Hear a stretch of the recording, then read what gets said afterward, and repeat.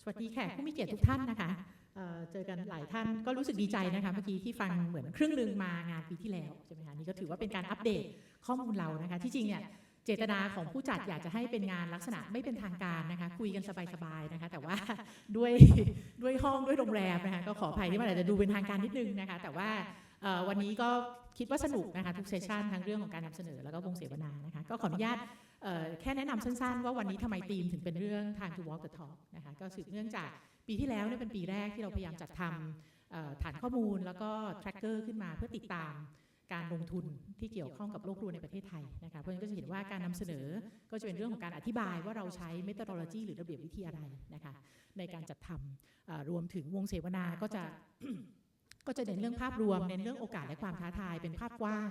นะคะเพราะฉะนั้นท่านที่สนใจงานของปีที่แล้วเราไม่ได้รับฟังก็ยังเข้าไปดูใน YouTube ของ CFNT ได้นะคะก็ยังคงมีคลิปวิดีโอคลิปการเสวนารวมถึงการนำเสนอในลักษณะเป็น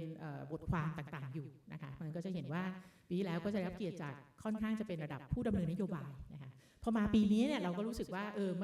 คงไม่จำเป็นละที่จะต้องอธิบายว่าทำไปทำไมนะคะแล้วเรื่องโรครวนเนี่ยผลกระทบมีความชัดเจนมากขึ้นเรื่อยๆเพราะฉะนั้นก็คิดว่าได้เวลา move on นะคะเปลี่ยนจากคำว่า why ทำไปทำไมเป็นคำว่า how จะทำอย่างไรดีนะคะในฐานะที่เราสนใจเรื่องการเงินเราก็สนใจว่าเงินลงทุนเนี่ยถ้าเป็น mitigation เรื่องการลดการปล่อยก๊าซเรือนกระจกจะทำให้มัน effective หรือว่าได้ประสิทธิผลมากขึ้นได้อย่างไรนะคะก็เลยเป็นที่มาของวงเสวนาวงแรกแล้วก็จุดเน้นนะคะซึ่งในการนำเสนอการตีความข้อมูลเนี่ยเราก็พยายามจะมองเรื่องนี้เหมือนกันนะคะส่วนในช่วงบ่ายเป็นเรื่องของ adaptation เรื่องการปรับตัวต่อโลกรวนซึ่งเป็นเรื่องที่ซับซ้อนแล้วก็มีความหลากหลายนะคะเพราะว่าถ้าเราบอกว่าการลดการปล่อยก๊าซเรือนกระจกเนี่ยตัวชี้วัดหลักคือเรื่องของ CO2 เรื่องของก๊าซเรือนกระจกที่ลดได้ประเด็นการปรับตัวเนี่ยตัวชี้วัดซับซ้อนหลากหลายมากนะคะขึ้นอยู่กับว่าเรากำลังพยายามจะปรับตัวต่อผลกระทบด้านไหนนะคะเพราะฉะนั้นเราก็เลยคิดว่าในยุคที่ประเทศไทยเราก็เริ่มคุ้นเคยมากขึ้นหลายท่านอาจจะเริ่มได้ยินคำว่า nature based solution นะคะ NBS หลายบริษัทก็เริ่มมีกิจกรรมหรือเริ่มมีฝ่ายนะคะขึ้นมาทำเรื่องนี้ตอนนี้เริ่มไกลถึงคำว่า nature positive แล้วนะคะก็เลยคิดว่าก่อนที่เราจะงงกันไปมากกว่านี้เนี่ย CFNT ก็ขอชวนกลับมาตั้งหลักกันนิดนึงนะคะว่าเงินที่เราลงไปแล้วที่เราเชื่อว่าเป็นการปรับตัวเนี่ยมันอาจจะไม่ได้ส่งผลอย่างที่เราคาดหวังหรือผู้อีกอย่างก็คือมันอาจจะเกิดสิ่งที่เรียกว่าเป็น maladaptation หรือการปรับตัวที่ก่อโทษนะคะเพราะฉะนั้นในฝั่งของช่วงบ่ายก็เลยจะเชิญชวนนะคะอันนี้ก็พยายามจะขายของนะคะว่าอยากให้ทุกท่านอยู่ทั้งช่วงเช้าและช่วงบ่ายนะคะเพราะว่าประเด็นทั้งเรื่องของ mitigation หรือการลดก๊าซเรือนกระจกและ adaptation การปรับตัวเนี่ยคิดว่ามีประเด็นน่าสนใจนะคะแล้วก็ทั้ง2เซสชันรวมถึงการนำเสนอของทีมงานก็คงหวังว่าจะช่วยให้ฉายภาพมากขึ้นนะคะว่าการที่เราจะ walk the talk หรือทำให้การลงทุนมันได้ประสิทธิผลตรงเป้าตรงจุดมากกว่าเดิมเนี่ยเราควรจะต้องคิดเรื่องอะไรกันบ้างนะคะก็ขอขอบคุณอีกครั้งสำหรับแขกผู้มีเกียรติทุกท่านที่มาร่วมงานขอขอบคุณวิทยากรทุกท่านล่วงหน้านะคะขอขอบคุณผู้แทนจากกรมการเปลี่ยนแปลงสภาพภูมิอากาศและสิ่งแวดล้อมหรือว่าที่เราเรียกชื่อเล่นว่ากรมโลกร้อนนะคะท่านก็ให้เกียรติมาเป็นคีย์โน้ตนะคะกล่าวปิดงานในช่วงบ่ายด้วยนะคะก็หวังว่าทุกท่านจะได้รับความก่อนอื่นเลยความสนุกนะคะ จากงานในวันนี้นะคะถ้าท่านไหนมีข้อสงสัยนะคะหรือว่าอยากจะกลับไปอ่านระเบียบวิธีเราว่าทำยังไงเนี่ยตัวชาร์ตที่เราใช้เรื่องของข้อมูลรวมถึงไฟล์ระเบียบวิธีวิจัยรวมถึงไฮไลท์นะคะไฮไลท์ที่ทั้งในส่วนของการลดการปล่อยก๊าซเรือนกระจกและการปรับตัวเนี่ยสามารถดาวน์โหลดได้แล้วจากเว็บไซต์ของ CFNT นะคะก็ขอบคุณแล้วก็ต้อนรับทุกท่านเข้าสู่งานค่ะขอบคุณค่ะ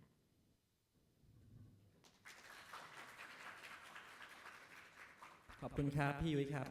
พี่ยุ้ยมาบอกว่าวันนี้อยากให้สนุกกันนะครับผมลืมไปว่าเมื่อกี้พี่ยุ้ยพูดไปเนี่ยก็ผมลืมไปว่ามีอีกหน่วยงานหนึ่งหรือกลุ่มหนึ่งที่ลืมให้ปรบมือกันนะครับคือภาคนโยบายแล้วก็หน่วยงานราชการนะครับขอเสียงปรบมือนิดนึงครับเช็คหน่อยว่ามีใครมาจากหน่วยงานราชการหรือภาคนโยบายครับโอเคขอบคุณนะครับคุณนัทตบมือทุกอันเลยนะครับเป็นทุกอย่างเลยนะครับวันนี้นะครับใช่ครับคุณนัทก็คือคุณธนิดารอเสรีวานิชนะครับหัวหน้าทีมวิจัยของ CFNT นะครับวันนี้ก็จะมีโจทย์ว่าจะต้องปรบมือทุกรอบเนี่ยแปลว่าจะต้องขึ้นมานำเสนอนะครับเรื่องเกี่ยวกับการลงทุนเพื่อการลดก๊าซเรือนกระจกในประเทศไทยนะครับขอเสียงปรบมือให้คุณพี่นัทนิดนึงครับเชิญเลยครับแล้วก็ระหว่างพี่นัทเดินนะครับจะเล่าให้ฟังนิดนึงว่าช่วงเช้านี่นะครับโจทย์มันคือ mitigation ใช่ไหมครับคือการลดก๊าซเรือนกระจกส่วนช่วงบ่ายก็จะเป็น adaptation นะครับก็เรื่องเกี่ยวกับการปรับตัวนะครับเพราะฉะนั้นโจทย์ทั้งเช้าทั้งช่วงบ่ายเนี่ยสนุกทั้ง2ช่วงเลยอยากชวนให้ทุกท่านอยู่กันนะครับพี่นัทพร้อมไหมครับ ครับงั้นขอเสียงปรบมือให้พี่นัทอีกครั้งหนึ่งนะครับเชิญเลยครับ สวัสดีค่ะทุกท่านนะคะที่ขอบคุณนะคะที่เข้ามาร่วมงานในวันนี้ก็ดิฉันธนิดา รอเสรีวานิชนะคะหรือว่าชื่อเล่นชื่อนัทนะคะก็เป็นหัวหน้าทีมวิจัยของ Climate Finance Network Thailand ค่ะอันนี้อาจจะต้องปีที่แล้วนะคะ TFNT ได้เปิดเผยเป็นแผนภูมิทัศน์ Thailand Climate Finance Landscape นะคะหรือว่าเป็นภูมิทัศน์ทางการเงินที่เราเนี่ยเอาไปใช้ปรับตัวกับภาวะโลกร้อนนะคะซึ่งเราก็ติดตามด้วยการเครื่องมือหนึ่งที่ชื่อว่า Climate Finance Tracker ซึ่งเป็นฐานข้อมูลที่เราใช้ดูว่าเงินทุนนะคะมาจากแหล่งไหนและไปที่แหล่งไหนนะคะปีแล้วเป็นปีแรกนะคะเป็นเครื่องมือแรกในประเทศไทยแล้วก็เป็นครั้งแรกที่เราได้เห็นว่าเงินทุนมาจากทางไหนบ้างและไปที่ภาคเศรษฐกิจใดปีนี้เป็นปีที่2นะคะแต่ว่าเรายังใช้ระเบียบวิธีวิจัยเดิมก็คือใช้คล้ายๆว่าก็คือเก็บข้อมูลต่อเนื่องมาจนถึงปีนี้นะคะก็และวิธีที่เราใช้ก็คือว่าเราใช้วิธีเก็บข้อมูลจาก bottom up นะคะจากล่างขึ้นบนนั่นก็หมายความว่าเราเก็บข้อมูลเป็นรายโครงการหรือว่ารายบริษัทนะคะค่อยๆไล่ดูทีละหน่วยงานเช่นสมมติถ้าเป็นภาครัฐเราเปิดจากขาวคาดแดงนะคะถ้าสมมติเป็นภาคเอกชนเราเปิดจากรายงานประจำปีที่ทุกท่านได้นำออกสู่สาธารณะนะคะแล้วก็จะเก็บข้อมูลในแบบนั้นแต่ในปีนี้ปี 2026 นะคะก็พิเศษยิ่งขึ้นที่ว่าเราได้มีการทำโฟกัสกรุ๊ปมีการสัมภาษณ์และมีการแจกแบบสอบถามไปให้หน่วยงานอื่นๆที่อาจจะยังไม่ได้เปิดเผยข้อมูลในสาธารณะตามสาธารณะนะคะได้รับรู้ด้วยปีนี้ก็จะมีความพิเศษตรงนั้นค่ะพอเราเห็นเงินทุนของทั้ง2ปีนะคะก็อย่างที่พี่ยุ้ยบอกก็คือเราอยากจะชวนคิดกันต่อว่าเราพูดแล้วนะคะพูดจริงนะคะเริ่มทำจริงแล้วแต่ว่าจะทำถึงไหมวันนี้เราก็จะมาดูกันคำว่าทำถึงด้วยคำว่าประสิทธิผลค่ะอันนี้ก็เริ่มจากการที่ว่าจริงๆผลกระทบจากโลกรวนนะคะทุกคนทราบดีว่ามันมาแล้วนะคะแล้วก็มันกระทบจริงๆในทั้งเศรษฐกิจเองแล้วก็เงินในกระเป๋าของพวกเรานะคะก็จากภาพที่เห็นทางด้านซ้ายนะคะเป็นภาพน้ำท่วมซึ่งกรมชลประทานค่ะออกมาประกาศว่าฝนที่ทำให้หาดใหญ่น้ำท่วมเนี่ยคือฝน300 ปีฝน300 ปีนี่คือฝนที่มีโอกาสเกิดน้อยมากๆนะคะอาจจะ1 ใน 300 ปีจริงๆมันเป็นแค่ชื่อค่ะแต่ว่าก็แสดงถึงโอกาสที่เกิดน้อยแต่ว่าด้วยภาวะโลกรวนที่ทำให้ปรากฏการณ์ทางธรรมชาติเนี่ยมันรุนแรงขึ้นนะคะวัฏจักรของน้ำก็รุนแรงขึ้นเนี่ยก็เลยทำให้ฝน300 ปีเนี่ยอาจจะมีโอกาสเกิดมากขึ้นหรือว่าบ่อยขึ้นมีโอกาสเกิดซ้ำได้อีกนะคะทางด้านขวาของท่านก็คือธนาคารโลกนะคะ World Bank ก็ออกมาประกาศเหมือนกันว่าโลกรวนเนี่ยอาจจะทำให้เศรษฐกิจของไทยเนี่ยเติบโตมีผลกระทบอย่างมีนัยสำคัญต่อเศรษฐกิจของไทยนะคะถ้ามองไป25 ปีข้างหน้าเนี่ยการที่ไทยเนี่ยอยากจะพัฒนาตัวเองหรือว่าอยากจะมุ่งไปสู่ประเทศที่มีรายได้สูงเนี่ยก็อาจจะมีความท้าทายยิ่งขึ้นเพราะว่าถ้าสมมติดูในสถานการณ์ที่เลวร้ายที่สุดนะคะโลกรวนจะฉุดให้ GDP ไทยเนี่ยลดลงถึง 14% ภายในปี 2050 ถ้าสมมติว่าลองทอนกลับมาเนี่ยก็จะเห็นได้ว่าอัตราการเฉลี่ยเติบโตของประเทศนะคะในแต่ละปีเนี่ยอาจจะลดลงราวๆประมาณ0.5%นะคะ 0.5%แต่มันจะลดลง 0.5% ไปทุกๆปีนะคะซึ่งก็เป็นเรื่องที่น่าเป็นห่วงที่ว่าไทยเนี่ยจะก้าวไปสู่ประเทศที่มีรายได้สูงได้อย่างไรนะคะอันนี้ก็เป็นผลกระทบจากโลกรวนที่เราเห็นได้แล้วนะคะทีนี้ถามว่าเราเห็นผลกระทบแล้วเนี่ยประเทศไทยเราอยู่เฉยหรือเปล่านะคะก็จริงๆประเทศเราไม่ได้อยู่เฉยนะคะเราเห็นเงินทุนจากตัว Thailand Climate Finance Tracker เนี่ยค่ะว่ามีเงินลงทุนไปยังภาคต่างๆทั้งภาคการลดก๊าซเรือนกระจกนะคะหรือที่ว่าเราเรียกว่า mitigation finance แล้วก็เงินที่นำไปสู่การตั้งรับปรับตัวต่อภาวะโลกรวนนะคะหรือว่า adaptation finance ซึ่งสองภาคนี้ก็ภาคเป็นภาคการลดก๊าซเรือนกระจกก็ประมาณ2 ล้านล้านนะคะถ้าสมมุติว่าเป็นภาคการต้องรับปรับตัวเนี่ยก็จะน้อยลงมาประมาณ 14% ของ mitigation finance อยู่ที่ 279,000 ล้านนะคะเราเห็นแล้วว่ามันมี how much มันมีเงินนะคะเงินมันเข้ามาแล้วแต่คำถามต่อไปที่เราสนใจแล้วก็อยากจะพูดถึงเนี่ยก็คือ how well ก็คือเราทำถึงไหมเราทำได้ดีแค่ไหนนะคะคำถามต่างๆที่ผุดขึ้นมาก็มีทั้งว่าเราได้ลงทุนในเทคโนโลยีที่คุ้มค่าที่สุดแล้วหรือยังนะคะใครได้ประโยชน์มีใครที่ถูกทิ้งไว้ข้างหลังหรือเปล่านะคะหรือว่าการที่เราลงทุนในเทคโนโลยีคาร์บอนต่ำต่างๆเนี่ยมันมีโครงสร้างพื้นฐานรองรับ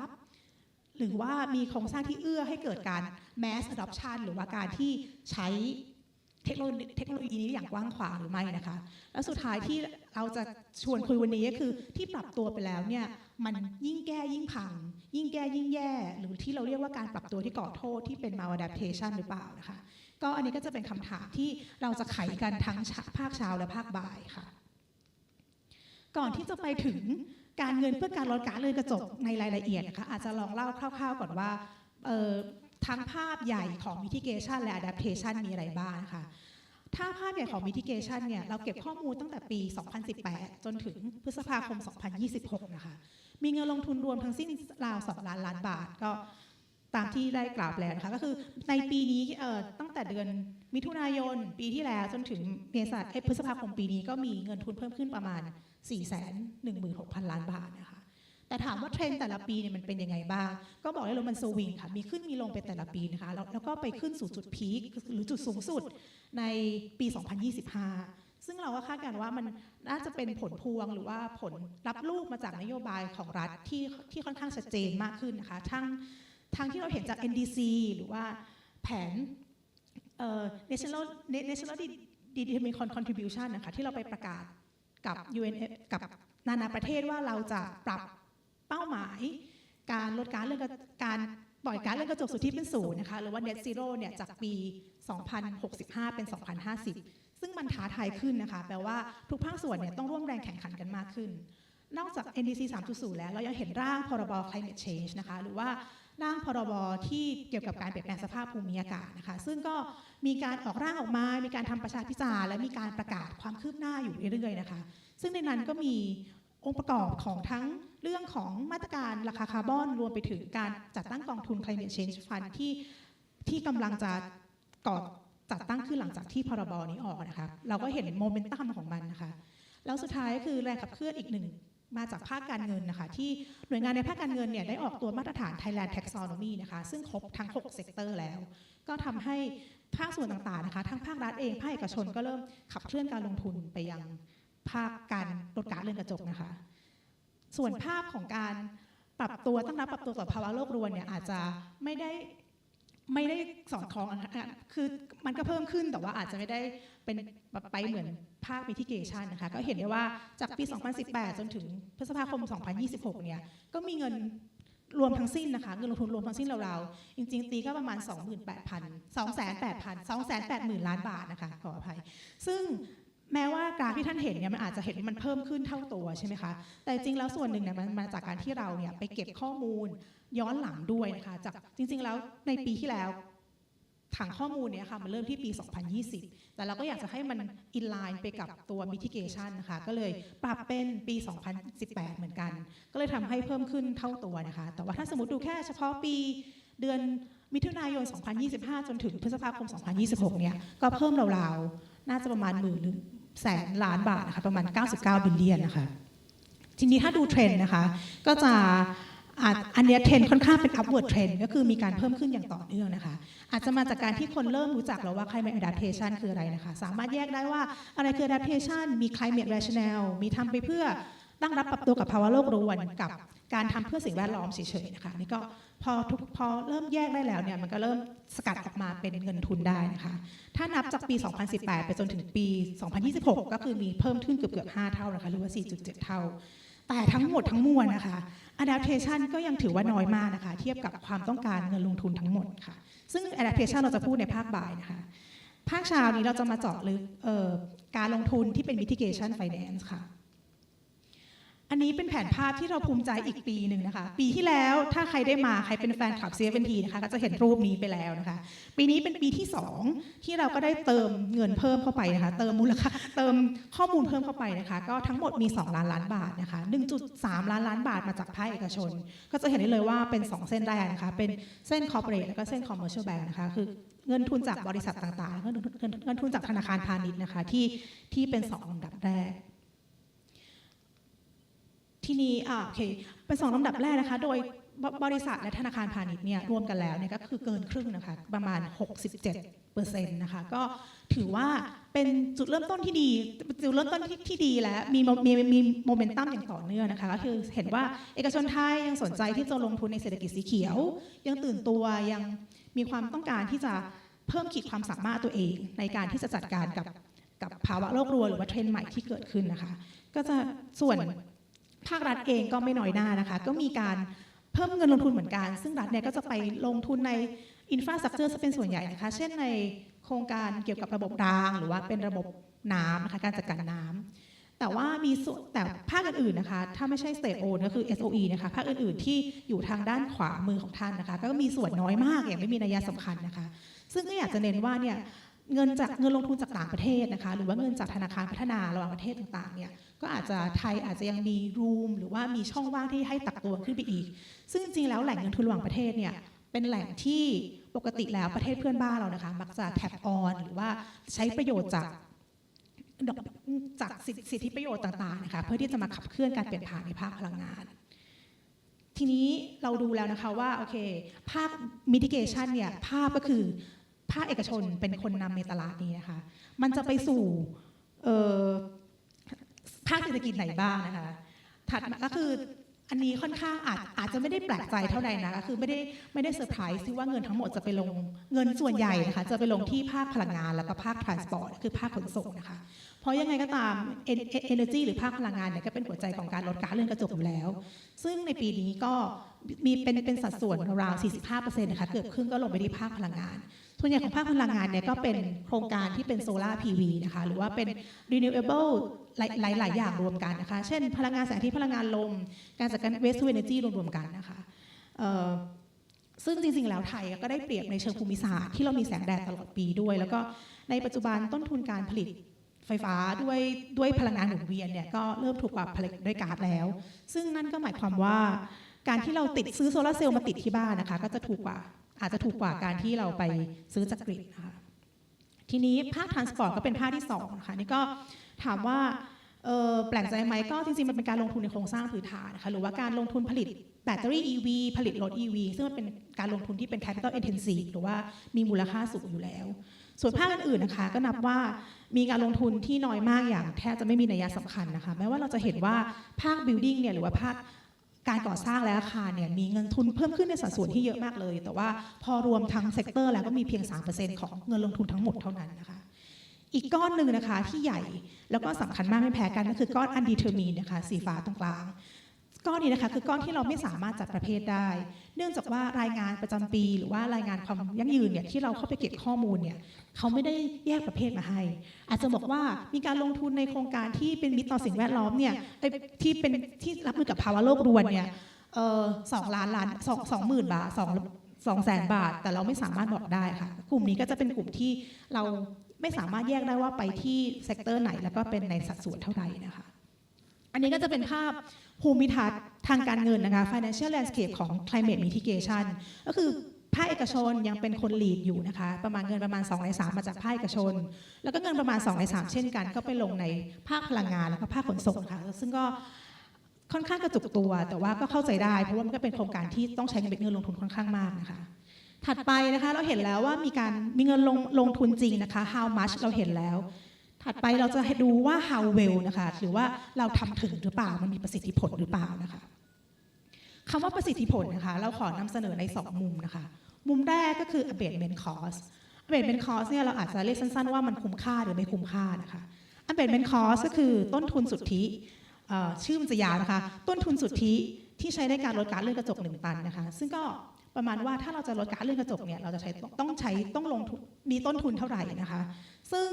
ต้นทุนเนี้ยคิดง่ายๆนะคะมันก็จะเหมือนป้ายราคาที่เอาไปแปะไว้ตามมาตรการหรือว่าเทคโนโลยีต่างๆเพื่อที่จะบอกว่ามาตรการหรือว่าเทคโนโลยีนั้นอ่ะมันคุ้มค่าแล้วหรือยังนะคะเพราะว่าถ้าสมมติดูในสมการเราก็จะเห็นได้ว่ามันมีทั้งเงินลงทุนอยู่แล้วก็มีความคุ้มค่าหรือว่าการประหยัดที่เกิดขึ้นจริงเช่นสมมติว่าเราลงทุนในโซลาร์เซลล์เราต้องลงทุนไปก่อนทีนี้ถ้าสมมติว่าเราสามารถประหยัดค่าไฟที่เราประหยัดได้เนี่ยมันสูงกว่าเงินลงทุนไปก็แปลว่าการลงทุนนั้นคุ้มค่านะคะซึ่ง abatement cost เนี่ยยิ่งต่ำก็ยิ่งต่ำก็แปลว่าส่วนต่างระหว่างการลงทุนกับผลลัพธ์เนี่ยมันค่อนข้างใกล้เคียงกันแล้วซึ่งก็ถือว่าดีหรือว่าถ้าสมมติติดลบเนี่ยก็แปลว่าส่วนประหยัดเนี่ยมันสูงกว่าก็ยิ่งจะถือว่าคุ้มค่านะคะข้อที่1คือ abatement cost คุ้มไม่คุ้มนะคะข้อที่2ที่เราดูประสิทธิผลนะคะก็คือเรื่องการที่ว่าถ้าเรามีเทคโนโลยีแล้วเนี่ยแล้วเราใช้มันจะไปต่อได้ไกลแค่ไหนนะคะจริงๆมันก็อาจจะเรียกได้ว่าตันไม่ตันหรือว่าไปต่อได้ ไกลแค่ไหนคือไกลแค่ไหนนะคะก็คือเราจะดูเรื่องการลงทุนใน enabling infrastructure enabling infrastructure เนี่ยคือโครงสร้างพื้นฐานต่างๆที่มันจะเอื้อให้เกิดการ adopt หรือว่าเกิดการใช้งานเทคโนโลยีนั้นๆนะคะเช่นสมมุติว่าเราผลิตรถ EV เยอะมากมายเยอะมากผลิตแบตเตอรี่เราเป็นฮับในการส่งออกรถยนต์ EV แต่เราแทบจะไม่ได้ลงทุนในสถานี charging station เลยหรือเน็ตเวิร์กที่ทำให้การใช้รถ EV เนี่ยมันไปต่อได้ยาวจริงๆนะคะอันนี้ก็จะเป็นอีกหนึ่งมุมที่เรา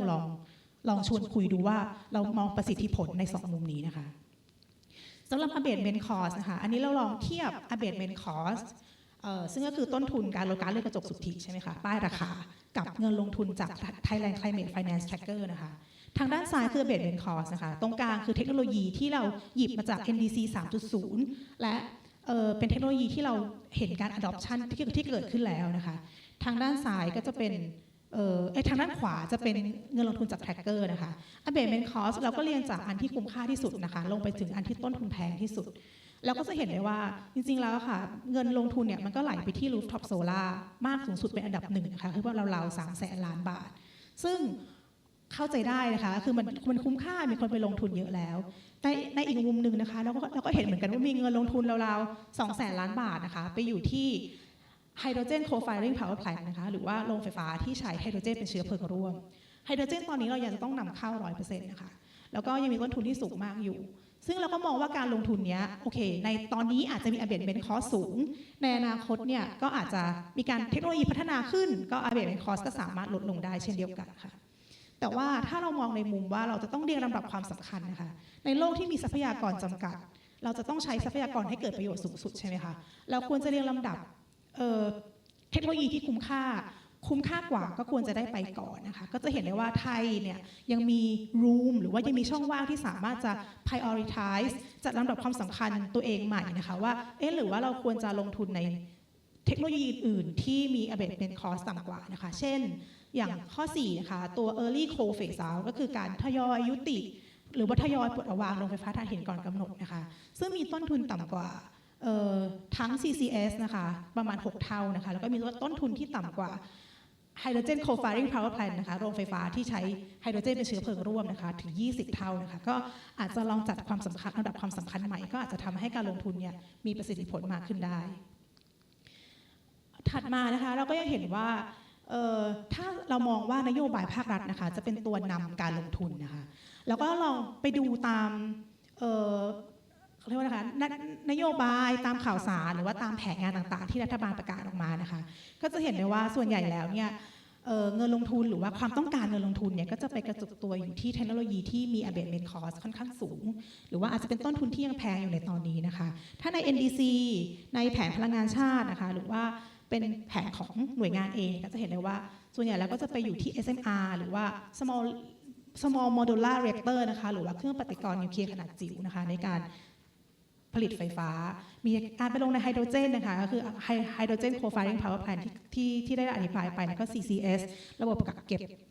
คาร์บอนไว้ใต้พื้นดินนะคะทีนี้แต่ว่าบางหน่วยบางนโยบายก็เริ่มมีการพูดถึงตัว grid scale solar หรือว่าการใช้โซล่าในพื้นที่ขนาดใหญ่รวมไปถึง rooftop solar แล้วแต่ว่าในเทียบกับไปที่ abatement cost เนี่ยมันค่อนข้างคุ้มค่ามากเลยแต่ว่าก็ยังถูกพูดถึงน้อยอยู่นะคะหรือว่าใน NDC 3.0 เองเราก็ยังไม่เห็นเราเห็นเฉพาะตัวที่เป็นแบตเตอรี่นะคะเราไม่เห็นตัวที่มันเป็นโซล่าหรือว่าเทคโนโลยีอื่นๆเลยนะคะซึ่งเข้าใจว่าโอเคมันอาจจะมี abatement cost ที่คุ้มค่าและอาจจะไม่ต้องการลงทุนจากต่างประเทศแต่ว่าในเมื่อนโยบายก็ควรจะมีบาลานซ์ที่ดูทั้ง abatement cost สูงในอนาคตอาจจะต่ำลงแล้วก็ตัวที่ abatement cost คุ้มค่าแล้วค่ะถัดไปนะคะอีกตัวหนึ่งที่เรามองเห็นก็คือที่เราบอกว่าเป็นการลงทุนใน enabling infrastructure นะคะอันนี้เราจะหยิบยกมา2เซกเตอร์นะคะที่เราเห็นกันชัดๆว่าเงินลงทุนที่ไปสู่โครงสร้างที่รองรับหรือว่าเอื้อให้เกิดการ adopt เทคโนโลยีต่างๆเนี่ยมันยังขาดอยู่นะคะอันนี้เป็นภาคขนส่งนะคะภาคขนส่งเนี่ยถ้าเราไปเปิดตารางท้ายเล่ม NDC 3.0 นะคะเราจะเห็นว่ามีเงินลงทุนความต้องการเงินลงทุนเนี่ยราวๆ 71% เนี่ยไปอยู่ที่ภาค transport นะคะซึ่งในภาค transport นี้เรื่องอะไรบ้างก็มีเรื่องรถเมล์ไฟฟ้านะคะเรือไฟฟ้ารถบรรทุกไฟฟ้ารถบรรทุกไฮโดรเจนแล้วก็เรือ รถไฟไฮโดรเจนเลยนะคะซึ่งก็เป็นเทคโนโลยีชั้นสูงแต่ว่าเรายังไม่เห็นตัวที่จะไปลงทุนที่อยู่ในตัว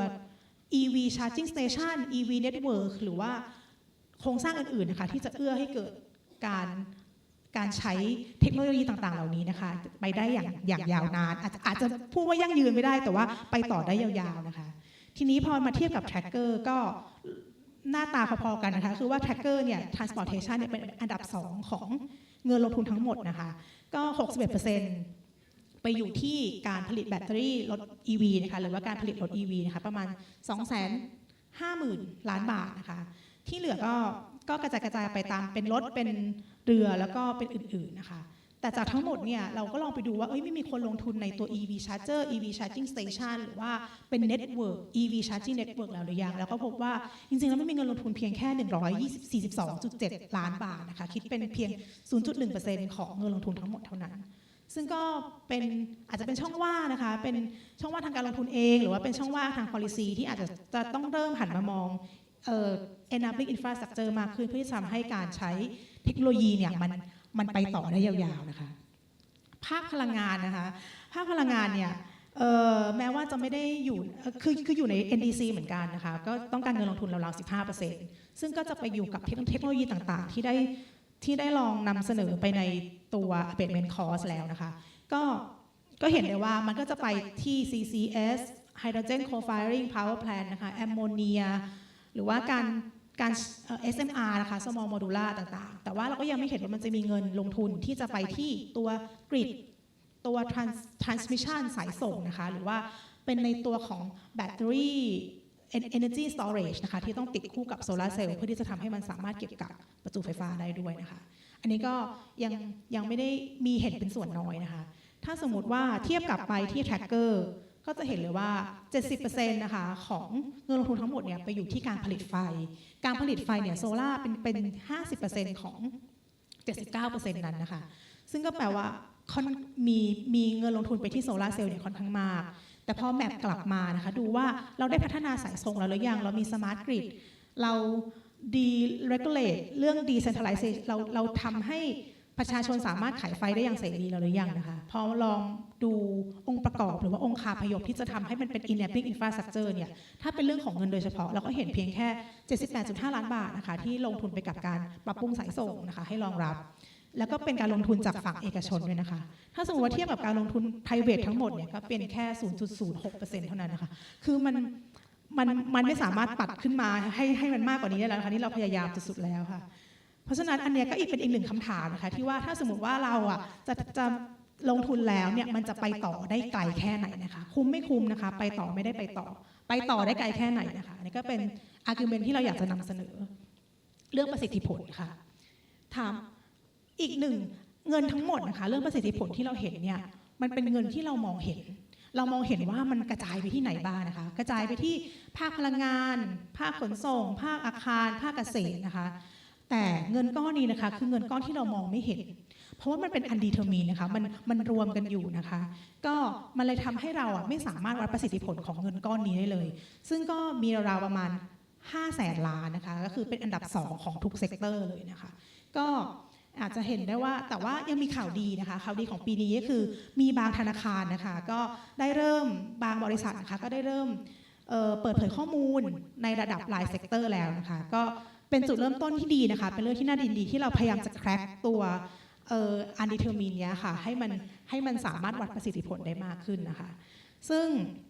เราเองก็ได้หารือกับหน่วยงานทางภาคการเงินเหมือนกันว่าเราอยากจะแคร็กตรงนี้จะทำยังไงได้บ้างนะคะในอนาคตก็อาจจะมีการทำโฟกัสกรุ๊ปหรือว่าส่งแบบสอบถามไปลองสอบถามดูว่าสามารถแยกเงินออกมาตามภาคเศรษฐกิจเพื่อที่จะทำให้เราเห็นว่ามันไปที่ไหนได้มากขึ้นไหมค่ะจากที่เราพูดถึงภูมิทัศน์ทางการเงินทั้งหมดนะคะว่าในการลดก๊าซเรือนกระจกประเทศไทยของตอนนี้นะคะมีเงิน2 ล้านบาทนะคะ 1.3 ล้านมาจากภาคเอกชนนะคะซึ่งแบ่งเป็นบริษัทและธนาคารพาณิชย์นะคะและ2 ใน 3ของเงินนะคะไปอยู่ที่ภาคพลังงานและภาคขนส่งภาคอื่นๆมีสัดส่วนที่น้อยมากนะคะภาคเกษตรที่ต้องใช้เงินลงทุนภาคอินดัสทรีนะคะหรือว่าภาคอุตสาหกรรมที่เป็น hard to base sector ที่ต้องใช้เงินลงทุนเนี่ยก็มีเงินลงทุนที่ไหลไปค่อนข้างน้อยมากเหมือนกันนะคะ แล้วก็พอมามองว่าเงินลงทุนที่ไหลไปแล้วเนี่ยทำถึงหรือว่ามีประสิทธิผลไหมนะคะก็อาจจะยังมีคำถามอยู่ว่ามันคุ้มเราลงทุนในสิ่งที่คุ้มค่าเราหรือยังแล้วก็ที่เราลงทุนไปเนี่ยมันจะไปต่อได้ไกลแค่ไหนนะคะอันนี้ก็จะเป็นข้อเสนอแนะนะคะจากฝั่ง CFNT ว่าเราจะทำยังไงเพื่อที่จะทำให้การลงทุนเนี่ยมีประสิทธิผลมากขึ้นได้นะคะก็ข้อแรกคือถ้าสมมติเป็นโครงการทางภาครัฐนะคะเราก็อยากจะเสนอว่าควรจะใช้หรือว่าควรจะพิจารณาตัว abatement cost เนี่ยให้เป็นเกณฑ์หนึ่งในการที่เราจะเลือกว่าเราจะลงทุนอันไหนก่อนนะคะภายใต้ทรัพยากรที่จำกัดนะคะการจัดสรรทรัพยากรไปสู่ถูกจุดหรือว่าคุ้มค่าที่สุดก่อนเนี่ยก็อาจจะเป็นการเพิ่มประสิทธิผลได้เพราะว่าในอนาคตเข้าใจว่า abatement cost สำหรับ CCS หรือว่า hydrogen co-firing power plant เนี่ยมันน่าจะลดลงค่ะก็คืออาจจะลองเกลี่ยใหม่สามารถทำให้มันมีประสิทธิผลขึ้นส่วนสำหรับการเล่นการลงทุนภาคเอกชนนะคะก็อาจจะทำได้ผ่านตัว mandatory carbon pricing นะคะหรือว่าราคาคาร์บอนภาคกลไกราคาคาร์บอนภาคบังคับนะคะซึ่งเข้าใจว่าในอนาคตมันก็จะไปอยู่ในตัวร่างพรบการเปลี่ยนแปลงสภาพภูมิอากาศหรือว่าพรบโลกร้อนด้วยเหมือนกันซึ่งอันนี้ก็จะช่วยให้ภาคพลังงานตระหนักถึงผลกระทบแล้วก็หันมาเปลี่ยนผ่านมากยิ่งขึ้นแล้วก็มีประสิทธิผลยิ่งขึ้นนะคะอีก2อันทางด้านขวานะคะเป็นข้อเสนอที่ CFNT เคยเสนอไปแล้วในเอกสาร 10 Climate Finance Policy Recommendations นะคะที่เราจัดทำไปเมื่อต้นปีนะคะอันแรกก็คือเราก็มองว่าถ้าจะให้มีประสิทธิผลมากขึ้นเนี่ยมันเป็นไปได้ไหมที่จะลองลดต้นทุนการกู้ยืมนะคะโดยเราก็ได้ลองนำเอกสารนี้ไปให้หน่วยงานในภาคการเงินนะคะดูว่ามันสามารถลดสัดส่วนน้ำหนักความเสี่ยงที่ให้กับที่เป็นสินเชื่อหรือ Project Finance เนี่ยให้กับโปรเจกต์ที่เป็น Renewable Energy พลังงานหมุนเวียนนะคะหรือว่าเพิ่มประสิทธิภาพการใช้พลังงานได้ไหมถ้าสมมติว่าทำได้เช่นสมมติว่าลดลงครึ่งหนึ่งนะคะก็อาจจะจูงใจให้เอกชนเนี่ยเข้ามาเล่นในตลาดนี้เพิ่มมากขึ้นได้อีกนะคะข้อสุดท้ายเราก็มองว่านอกจากบริษัทธนาคารเองเนี่ยที่เป็นผู้เล่นหลักแล้วเนี่ยก็ยังมีภาค household หรือภาคครัวเรือนนะคะที่เขาสามารถลงทุนเองได้เหมือนกันเราก็เลยนำเสนอตัว on bill financing นะคะเป็นนโยบายที่ให้ครัวเรือนเนี่ยสามารถผ่อนจ่ายการลงทุนในการติดตั้งโซลาร์เซลล์เนี่ยผ่านบิลค่าไฟก็คืออาจจะผ่าน PAMEA นะคะการไฟฟ้ามหานครหรือส่วนภูมิภาคนะคะว่าการลงทุนเนี้ยมันยังไงประชาชนต้องจ่ายค่าไฟทุกเดือนอยู่แล้วมันสามารถผ่อนจ่ายการลงทุนของโซลาร์เซลล์เนี่ยไปอยู่ในบิลค่าไฟเลยได้ไหมเพื่อที่ว่าเขาจะได้ไม่ต้องเดินไปขอสินเชื่อจากธนาคารหรือว่าเขาอาจจะทำเองได้เลยนะคะก็เป็นการเพิ่มประสิทธิผลของการลงทุนได้ค่ะสุดท้ายนะคะก็ก่อนที่จะเข้าสู่วงเสวนานะคะก็ทุกท่านสามารถดาวน์โหลดbriefing นะคะหรือว่าข้อค้นพบที่เราได้จัดทำมาแล้วนะคะดูภาพซันคีที่เราภาคภูมิใจนะคะรวมถึงระเบียบวิธีวิจัยนะคะทุกอย่างเราได้นำขึ้นเว็บไซต์โดยท่านสามารถสแกน QR code เราไปที่นั่นได้เลยนะคะก็หวังว่าข้อมูลของเรานะคะที่ฉายให้เห็นจากภูมิทัศน์ทางการเงินที่เกี่ยวข้องกับการลดการเลือกกระจกเนี่ยจะเป็นประโยชน์แล้วก็อยากจะชวนทุกท่านคุยต่อในวงเสวนานะคะเรื่องที่ว่าจากคำว่าทำไมจะไปทำอย่างไรแล้วประสิทธิผลมันจะเกิดขึ้นได้ยังไงค่ะขอบคุณค่ะช่วงเช้าเราคุยเรื่อง mitigation ไปนะครับแล้วก็มีโจทย์หลายโจทย์เลยนะครับที่พิธีกรฝากไว้ทั้งดูและดนในปีหน้านะครับช่วงบ่ายวันนี้เนี่ยก็จะเป็นโจทย์เรื่องการนำเสนอเรื่อง adaptation นะครับการลงทุนเพื่อปรับตัวต่อภาวะโลกรวนในประเทศไทยนะครับแล้วก็ช่วงแรกเนี่ยเดี๋ยวก็จะมีคุณนัดมาเสนอก่อนนะครับแล้วก็จะมีแพนเนลชวนคุยแต่ว่าแพนเนลในช่วงหลังเนี่ยอยากจะให้วิทยากรแต่ละคนบอกว่ามีสไลด์เต็มไปหมดเลยก็เลยอยากจะชวนคุยแบบในเวอร์ชัน TED Talk ก่อนที่เราจะชวนคุยกันต่อนะครับเพราะฉะนั้นเนี่ยช่วงก่อนที่จะไปฟังวิทยากรนะครับเราอยากรู้เหมือนกันว่า CFNT เนี่ยไปทำตัวเลขมาเห็นยังไงในมุมของ adaptation นะครับก็อยากชวนคุณธนิดานะครับรอเสรีวานิชนะครับหัวหน้าทีมวิจัยของ CFNT เนี่ยขึ้นมาเล่าโจทย์เรื่อง adaptation ของปีนี้ให้ฟังอีกรอบหนึ่งนะครับเชิญคุณนัทเลยครับขอเสียงปรบมือให้พี่นัทนิดนึงครับโอเคค่ะ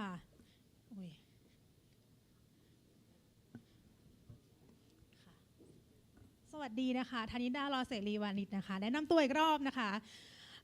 จริงๆช่วงบ่ายนี้เป็นช่วงที่ท้าทายนะคะทั้งผู้พูดผู้ฟังนะคะก็หวังว่าข้อมูลหรือว่า insight ใน climate adaptation ที่กำลังจะนำเสนอเนี่ยน่าจะตื่นเต้นเพียงพอที่จะทำให้ทุกคนสนุกไปกับเรานะคะ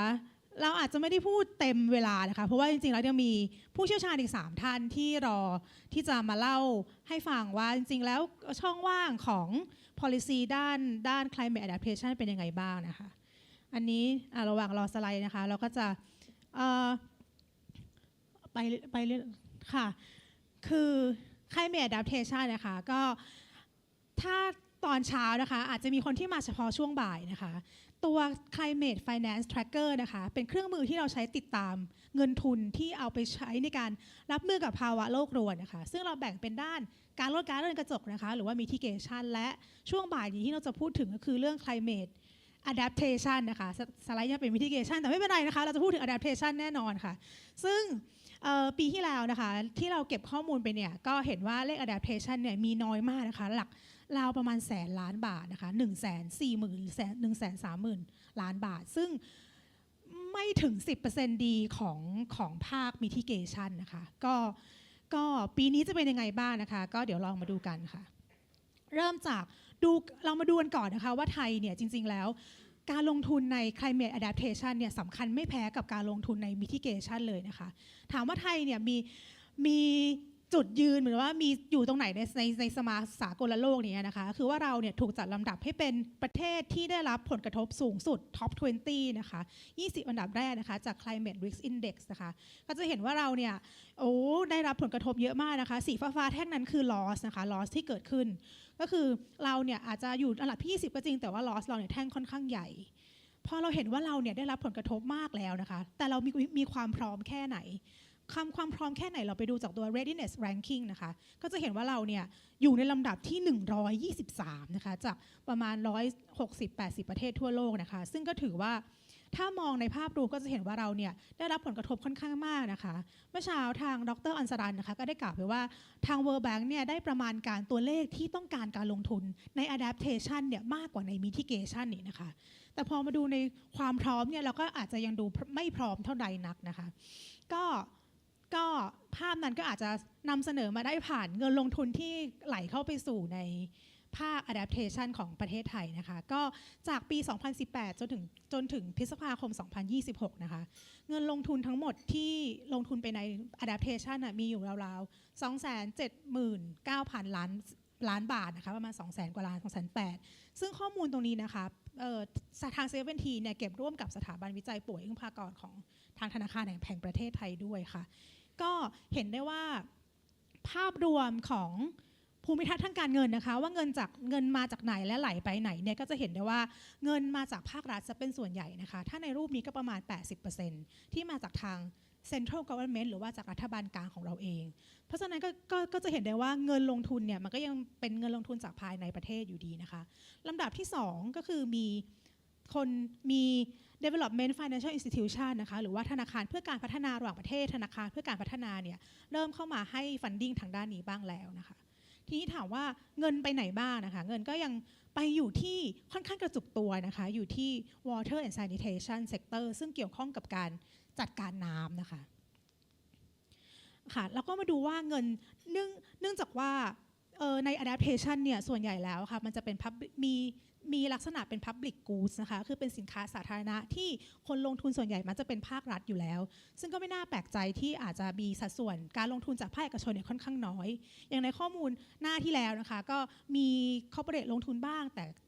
เพิ่งเข้ามาใหม่ในปีนี้นะคะแต่ว่าก็ยังน้อยมากๆอยู่แล้วเงินลงทุนนะคะก็ไปกระจุกตัวอยู่ที่ตัว water infrastructure ซะเป็นส่วนมากนะคะซึ่งในตัว water sanitation 74% เนี่ยก็กระจุกตัวอยู่ในด้านของโครงสร้างแข็งทางด้านน้ำนะคะส่วนลำดับอื่นๆนะคะเช่นตัวภาคการเกษตรเองเนี่ยหรือว่า social system ที่เมื่อเช้าทางคุณโก้ได้ลองพูดถึงว่าจริงๆแล้วมันควรจะมีการลงทุนเรื่อง social support บ้างไหมสำหรับกลุ่มเด็กหรือว่าคนแก่หรือว่าคนชราที่อาจจะไม่ได้มีศักยภาพในการปรับตัวนะคะอันนี้ก็เป็นอีกสิ่งหนึ่งที่เราเห็นว่ามันก็ยังขาดอยู่อีกอันนึงที่อาจจะเป็นเซกเตอร์ที่ถูกมองข้ามไปเลยนะคะก็คือเซกเตอร์เฮลท์หรือว่าสาธารณสุขนะคะซึ่งจริงๆแล้วก็เป็นเซกเตอร์ที่ ต้องมีความสำคัญต่อการปรับตัวเหมือนกับว่าถ้าเกิดผลกระทบขึ้นก็จะเป็นผลกระทบที่ค่อนข้างรุนแรงค่ะทีนี้ธีมของวันนี้ก็ยังจะเป็นเหมือนเดิมนะคะคือเรามองเห็นแล้วว่าเงินลงทุนเนี่ยมันไหลมาสู่การทำ adaptation จริงๆนะคะแต่ว่ามันจะทำถึงทำจริงหรือว่าทำถึงยังไงเนี่ยเรามองเรื่องประสิทธิผลเรามองเห็นปัญหาสำคัญใน2เรื่องนะคะเรื่องที่1ก็คือว่าเรายังเห็นตัว policy gap ในเรื่องของ vulnerable groups อยู่ vulnerable group ที่เราพูดถึงเนี่ยเราพูดถึงเด็กเยาวชนนะคะสตรีแล้วก็คนชรานะคะซึ่งถามว่านโยบายภาครัฐไปถึงไหนแล้วนะคะเราเห็นว่านโยบายภาครัฐในเรื่องนี้มีการคอมมิตไว้แล้วใน NDC นะคะแต่ว่าใน NDC นั้นอาจจะมีเพียงแค่ประโยคสั้นๆนะคะที่ไฮไลท์ไว้ข้างบนก็คือว่าเราจะให้ความสำคัญกับการปกป้องนะคะดูแลvulnerable กลุ่มเปราะบางต่างๆนะคะทั้งผู้ใหญ่ทั้งผู้หญิงเยาวชนเด็กแล้วก็ผู้พิการหรือว่าผู้ทุพพลภาพนะคะซึ่งใน NDC เนี่ยถึงเราจะเห็นว่ามันมีการให้ความสำคัญแล้วแต่ก็ยังขาดส่วนที่เป็นการจัดสรรเงินทุนลงไปอีกนะคะพอเอามาเทียบกับ tracker นะคะเราก็เห็นว่าตัว tracker เนี่ยมีเงินเพียง44ล้านบาทเท่านั้นนะคะจาก 279,000 ล้านนะคะที่ลงไปกับตัว social system นะคะหรือว่าการ support โครงสร้างทางสังคมต่างๆนะคะจากทั้งหมดตัวเลขที่เราหามานะคะแล้วก็จริงๆในตัว NDC เองเนี่ยก็ไม่ได้พูดถึง adaptation ไว้อยู่ในเป็นตัวหลักอยู่ในตัวเซกเตอร์ด้วยนะคะก็อาจจะเป็น policy gap ที่เราสามารถอาจจะในอนาคตสามารถลองดูว่าจะ integrate นะคะหรือว่าลองผสานผนวกรวมตัว adaptation เข้าไปยังไงได้บ้างนะคะแล้วก็ข้อมูลนี้นะคะก็ยืนยันจากทางมีแหล่งข้อมูลที่ในระดับโลกที่ก็บอกว่า UNICEF เองนะคะก็จัดไทยเนี่ยให้เป็นประเทศที่อยู่ในแบนด์ที่ต่ำที่สุดนะคะที่มีการให้เงินสนับสนุนในนโยบายที่เกี่ยวกับเด็กแล้วก็เยาวชนนะคะซึ่งปัญหานี้นะคะถ้ามันยังไม่ถูกแก้หรือว่ายังไม่มีการลงทุนที่มีประสิทธิผลเนี่ยก็จะยิ่งซ้ำเติมความยิ่งรับมือยากกับภาวะโลกรวนนะคะเพราะว่าในปีนี้หรือปีข้างหน้าเนี่ยประเทศไทยก็จะเข้าสู่สังคมผู้สูงวัยที่เรียกว่าซูเปอร์เอจแล้วนะคะเพราะฉะนั้นเรายังไม่เห็นเงินที่ลงทุนไปมีเพียงน้อยนิดมากนะคะ44ล้านที่ลงไปในตัว policy gap ด้านนี้แล้วเราก็คิดว่าซึ่งเป็นกลุ่มที่เหมือนกับว่าเขามีกลไกในการตั้งรับปรับตัวเนี่ยค่อนข้างต่ำก็อันนี้ก็เป็น policy gap ที่1นะคะที่เราอยากจะนำเสนอจริงๆเรานำเสนอ2 policy gap หรือว่า2 key problem นะคะทีนี้key problem ที่2นะคะก็หลังจากที่เราเห็นว่าการเงินเนี่ยค่อนข้างกระจุกตัวอยู่ในภาค water infrastructure นะคะ water infrastructure เนี่ยก็คือโครงสร้างที่มาจัดการด้านน้ำทั้งหมดนะคะในประเทศไทยเนี่ยเราก็จะเห็นว่ามันมีเขื่อนกั้นน้ำท่วมนะคะการขุดคลองการมีอุโมงค์ผันน้ำนะคะซึ่งส่วนใหญ่แล้วทั้งหมดเนี่ยถ้าที่เราลองไปดูในงบประมาณทั้งข่าวคาดแดงและระดับท้องถิ่นนะคะก็จะเห็นว่ามันเป็นโครงสร้างที่เรียกว่า Grey Infrastructure Grey Infrastructure เนี่ยก็หมายถึงโครงสร้างที่ใช้คอนกรีตนะคะสีเทาก็คือเป็นโครงสร้างแข็งที่เอามากั้นน้ำที่เพื่อจัดการน้ำและเป็นเพียงโครงสร้างเดี่ยวก็คือเป็น single purpose ก็คือฉันจะสร้างเขื่อนอันนี้ขึ้นมาเพื่อที่จะป้องกันไม่ให้น้ำเนี่ยมันลดระดับออกไปสู่ชุมชนที่อยู่รอบๆนะคะซึ่งพอเราเข้าไปดูนะคะเกือบทั้งหมดของโครงการเนี่ยล้วนเป็น single purpose เป็นโครงการเดี่ยวและเป็น grey infrastructure ซึ่งจริงๆแล้วในตอนที่เริ่มต้นที่จะสร้างนะคะมันน่าจะเป็นความหวังดีนะคะเราหวังดีว่าการเขื่อนเนี้ย Grey Infrastructure เนี่ยมันจะช่วยป้องกันภัยพิบัติน้ำท่วมได้นะคะแต่มันอาจจะเป็นการความประสงค์ร้ายเพราะว่าสุดท้ายแล้วเราหวังดีไปนะคะแต่ว่าเขื่อนเนี่ยมันก็มีข้อจำกัดของมันในลักษณะด้วยตัวมันเองที่มันเป็นคอนกรีตแล้วก็ไม่ได้เชื่อมโยงกับธรรมชาติอย่างสมบูรณ์นะคะมันก็เลยจะเป็นการลงทุนที่หวังดีประสงค์ร้ายหรือเปล่าหรือว่าเป็นการที่ยิ่งแก้จะยิ่งพังใหม่นะคะอันนี้ก็เป็นคำถามทีนี้เราก็มองว่าใน 100% เนี้ยมันดูกระจุกตัวอยู่ที่ตัวแค่เฉพาะโครงสร้างแข็งอย่างเดียวเลยทำไมมันถึงเป็นการลงทุนที่ยิ่งแก้แล้วอาจจะไม่ได้รับผลดีอย่างที่ตั้งใจไว้นะคะอันแรกก็คือเรามองว่าตัวโครงสร้างแข็งเองค่ะด้วยธรรมชาติของมันเนี่ยมันจะมีข้อจำกัดในการจัดการนะคะเช่นสมมุติถ้ามีน้ำหลากมากๆมีปริมาณน้ำที่สูงเนี่ยเราก็จะได้ยินข่าวเขื่อนแตกเขื่อนพังน้ำล้นคลองนะคะซึ่งก็เป็นเรื่องปกติอยู่แล้วสำหรับโครงสร้างแข็งที่ไม่ได้ออกมา พร้อมกับ enabling อื่นๆนะคะเช่นสมมุติถ้าเรามีโครงสร้างแข็งก็จริงแต่เรามีการติดเซนเซอร์หรือว่า early warning system ว่าระดับน้ำมันจะขึ้นมาแล้วนะเราควรจะจัดการยังไงบ้างนะคะอันนี้ก็จะเป็นทางอาจจะเป็นทางที่พอจะทำให้ตัว Grey Infrastructure นั้นไม่ได้มีข้อไม่ได้ต่อเพื่อจุดประสงค์เดียวซะอย่างเดียวนะคะอันแรกก็คือเขาตัว Infrastructure เนี่ยไม่ได้เกิดเหมือนกับว่าอาจจะรับไม่ได้ในกรณีที่มันรุนแรงนะคะข้อที่2ก็คือว่าพอเรามี Grey Infrastructure แล้วเนี่ยมีโครงสร้างแข็งแล้วเราก็คิดว่ามันปลอดภัยแล้วใช่ไหมคะโครงสร้างมันแข็งมันกันน้ำได้มันก็เลยทำให้การลงทุนอื่นๆนะคะที่เป็นการลงทุนที่อาจจะลงทุนแล้วสามารถแก้ไขปัญหาน้ำท่วมได้มีประสิทธิผลมากกว่าหรือว่าพอลงทุนไปแล้วก็สามารถปรับปรุงอย่างอื่นได้มากกว่าเนี่ยโอกาสการลงทุนอื่นๆก็อาจจะน้อยลงเหมือนกับว่าพอเราคิดว่ามันปลอดภัยแล้วก็โอเคไม่ต้องไปลงทุนด้านอื่นแล้วไม่ต้องไปซัพพอร์ตทางด้านอื่นแล้วนะคะอันนี้ก็เป็นอย่างที่2ที่ตัว Grey Water Infrastructure เนี่ยค่อนข้างมีข้อจำกัดในการที่จะมองว่ามันการลงทุนนั้นมีประสิทธิผลหรือเปล่านะคะส่วนข้อสุดท้ายนะคะคือ Safe Development Paradox ก็คือเรามั่นใจว่าสิ่งที่เราทำไปอะค่ะเขื่อนเนี้ยมันกันน้ำท่วมได้แน่นอนเลยเพราะฉะนั้นเราก็จะชุมชนรอบๆอะค่ะก็จะขาดความระมัดระวังหรือว่าเรามั่นใจในตัวโครงสร้างแข็งเนี้ยมากเกินไป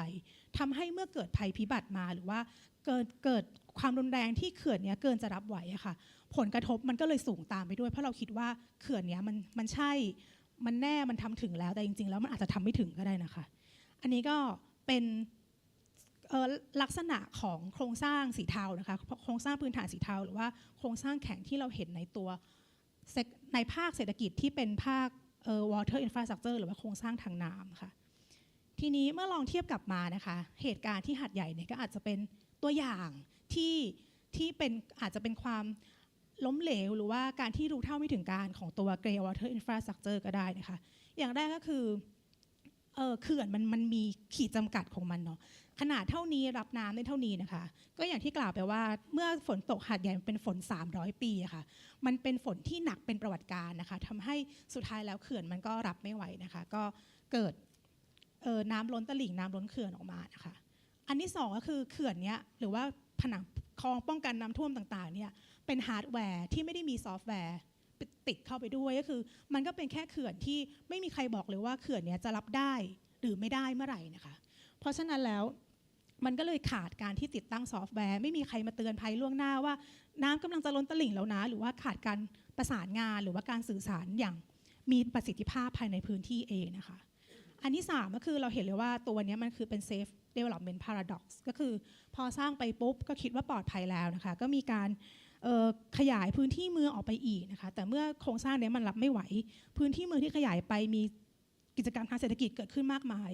ก็ได้รับผลกระทบไปด้วยนะคะข้อสุดท้ายก็คือว่าพอพูดถึงเรื่องการจัดการน้ำท่วมเนี่ยในหาดใหญ่เองก็จะไปคอนเซนเทรตหรือว่ากระจุกตัวอยู่เฉพาะ Single Purpose Grey Infrastructure หรือว่าโครงสร้างพื้นฐานสีเทาที่เป็นโครงสร้างเดี่ยวเท่านั้นนะคะเพราะฉะนั้นแล้วการจัดการน้ำท่วมในพื้นที่ตัวอย่างเนี่ยก็อาจจะเป็นส่วนหนึ่งที่จะทำที่จะสะท้อนว่าโครงสร้างสีเทาเนี่ยอาจจะเป็นการแก้ปัญหาที่ยิ่งแก้ยิ่งแย่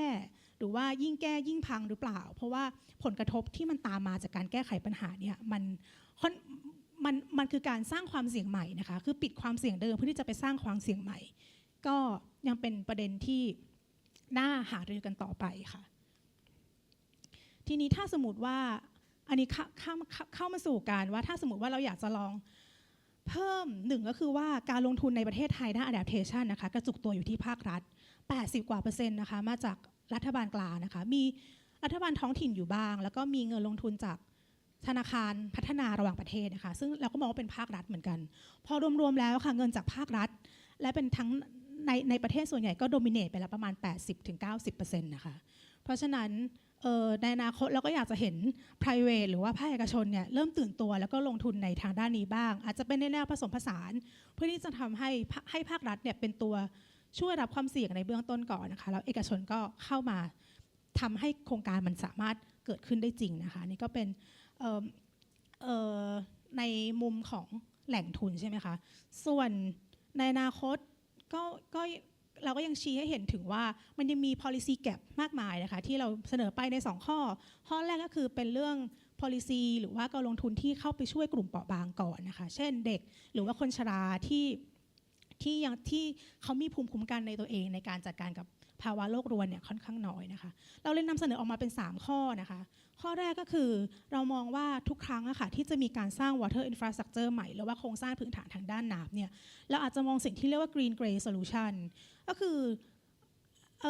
เข้าใจว่าการจัดการน้ำในแต่ละพื้นที่มันมีข้อจำกัดใช่ไหมคะบางที gray infrastructure เนี่ยเป็นสิ่งที่เราเลี่ยงไม่ได้แต่ถ้าสมมติเราเลี่ยงไม่ได้แล้วเราจะผสมผสานยังไงให้มันมีบริบทของธรรมชาติหรือว่ามีเรื่องของ green nature เนี่ยเข้าไปอยู่กับเขาด้วยนะคะเพื่อที่ว่าสุดท้ายแล้วอะดีไซน์ลิมิตเองก็ตามหรือว่าเป็นเรื่องเกี่ยวกับฮาร์ดแวร์ without ซอฟต์แวร์เนี่ยมันจะถูกบรรเทาลงไปนะคะแล้วก็ควรจะมีการตรวจมี pre-disbursement screening ก่อนว่าโครงการนี้ทำไปเพื่อเป็น single purpose ไหมเพื่อเป็นโครงการโครงสร้างเดี่ยวหรือเปล่าเป็นแค่เฉพาะตัว gray infrastructure อย่างเดียวหรือเปล่านะคะเพื่อที่ว่าในอนาคตเนี่ยมันจะได้มีการลงทุนที่มีทั้งโอเคจะถ้าจะเป็น gray infrastructure ก็อาจจะมีบริบทของการคำนึงถึงธรรมชาติเข้ามาด้วยแล้วก็มีการติดตั้งพวกซอฟต์แวร์เสริมนะคะเช่นพวก early warning system ว่ามันจะถึงขีดข้อจำกัดของตัว gray infrastructure แล้วนะแล้วควรจะทำยังไงนะคะนี่คือข้อแรก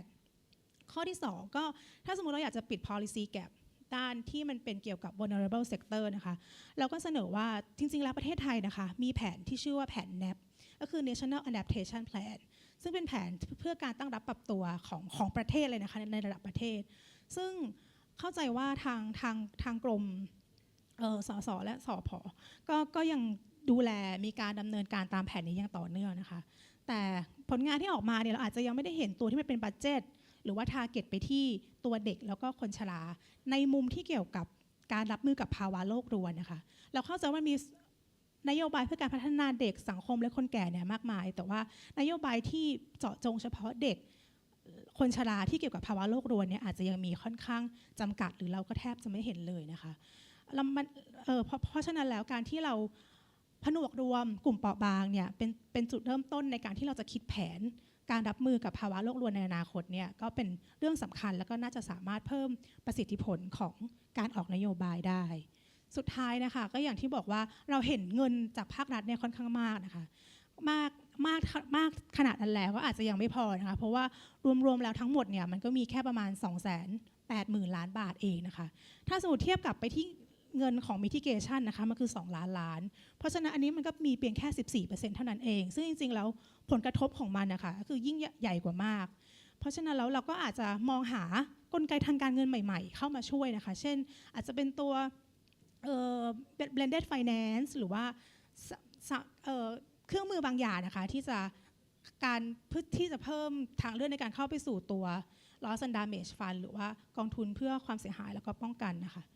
ก็อันนี้ก็เป็น3ข้อเสนอหรือว่า3ไอเดียที่อาจจะช่วยให้การลงทุนในภาค adaptation เนี่ยมีประสิทธิผลมากขึ้นได้นะคะลดการพึ่งพาเงินจากรัฐด้วยการเอาเอกชนเข้าไปเสริมนะคะเปิดโอกาสให้ vulnerable group เนี่ยได้รับการปกป้องกลุ่มเปราะบางเนี่ยได้รับการดูแลมากขึ้นนะคะแล้วก็ลดการกระจุกตัวของการลงทุนในโครงสร้างน้ำที่มันมักจะเป็น ingrained infrastructure นะคะหรือว่าโครงสร้างที่เป็นโครงสร้างแข็งแล้วก็ก่อให้เกิดปัญหาที่ยิ่งแก้ยิ่งพังหรือว่ายิ่งแก้ยิ่งแย่ตามมาค่ะสุดท้ายนี้นะคะอันนี้ขอขมวดเร็วนิดนึงเพราะว่าเดี๋ยวจะมีอีก3ท่านนะคะเข้ามาร่วมผู้เชี่ยวชาญนะคะจะมาชี้ให้ฟังแต่ละปัญหานะคะว่าจริงๆแล้วจากแทร็กเกอร์ที่เราเห็นเนี่ยในความเป็นจริงมันเป็นยังไงนะคะทั้งเรื่องของ policy gap เรื่องที่ vulnerable group เนี่ยมันหายไปจากแทร็กเกอร์จริงๆไหมนะคะหรือว่าจริงๆแล้วมันมีนโยบายแต่อาจจะยังไม่มีเงินลงทุนลงไปหาเขานะคะแล้วก็ถัดมาอีกเรื่องหนึ่งเลยก็จะเป็นเรื่องเกี่ยวกับ maladaptation นะคะหรือว่าการปรับตัวที่ก่อโทษก็คือยิ่งแก้ยิ่งพังเนี่ยค่ะหวังดีประสงค์ร้ายหรือว่ายิ่งแก้ยิ่งแย่มันเกิดปิดความเสี่ยงที่1ไปสู่ความเสี่ยงที่2นะคะสร้างมอนสเตอร์ปิดฆ่ามอนสเตอร์ตัวนี้ก็ไปสร้างมอนสเตอร์ตัวใหม่นะคะก็ก่อนที่จะไปแล้วก็เดี๋ยวจะมีทุกท่านมาเล่าให้ฟังนะคะแล้วก็ QR code นี้นะคะเช่นเคยนะคะทุกท่านสามารถเข้าไปดูแผนภูมิ climate finance landscape ที่เราภาคภูมิใจในเรื่องเกี่ยวกับ มีที่ adaptation ได้นะคะพร้อมกับดาวน์โหลดตัวบทความนะคะเพราะจริงๆที่นำมาเสนอเนี่ยก็จะเป็นการชี้ให้เห็นถึงpolicy gap หรือว่า key problem ที่อยู่ในเล่มแต่ว่าในเล่มเองก็จะมี insight เกี่ยวกับตัวเลขที่อยู่ใน tracker ด้วยนะคะก็อันนี้ก็สำหรับตอนนี้ก็สวัสดีค่ะขอบคุณค่ะ ขอบคุณครับพี่นัทครับ